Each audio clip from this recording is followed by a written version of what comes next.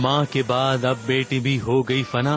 फना हो गई नागिन शिवन्या की बेटी शिवांगी। नागिन मौसी शेषा ने ले ली उसकी जान और फेंक दिया उसे एक ऊंची सी पहाड़ी से एक गहरी खाई में।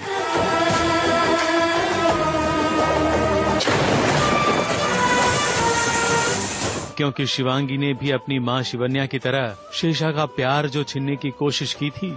देखिए, अभी इस सीन में तो मैंने उसे मार दिया है और अब फाइनली रॉकी मुझसे शादी करने को राजी हो जाएगा, so I will be very happy. अब आगे क्या होता है वो मैं आपको ऑब्वियसली नहीं बता सकती हूँ, बट यस, फिलहाल के लिए इस सीन में मैंने शिवांगी को भी मार दिया। शेषा अब शिवांगी की लाश लेकर यामिनी को दिखाने पहुंची है। लाश दिखाकर जब वो लाश को ऐसे ही छोड़ देती है तब वहाँ शिवांगी की आत्मा आ जाती है।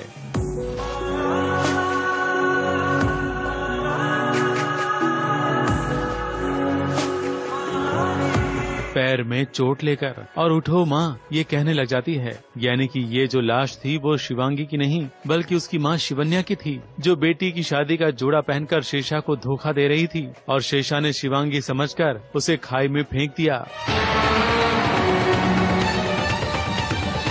और जिंदा रह गई शिवांगी, क्योंकि खुद शिवन्या ने ही उसे शिव मंदिर पहुंचा दिया था और वहां होश में आने के बाद ही शिवांगी को पता चला था कि उसकी मां के दुश्मन आ पहुंचे थे और उन्होंने ही उसकी मां को मारा है। तभी तो पैरों में चोट होने के बावजूद वो अपनी मां की लाश के पास पहुंच गई थी। मगर मां तो अब नहीं रही, तो शिवांगी अपनी मां के कातिलों से बदला लेने के लिए नागिन जरूर बनेगी। लेकिन हाँ, इससे पहले उसे रिश्तों की गड़बड़ को समझना होगा कि कौन उसका रिश्तेदार है और कौन नहीं।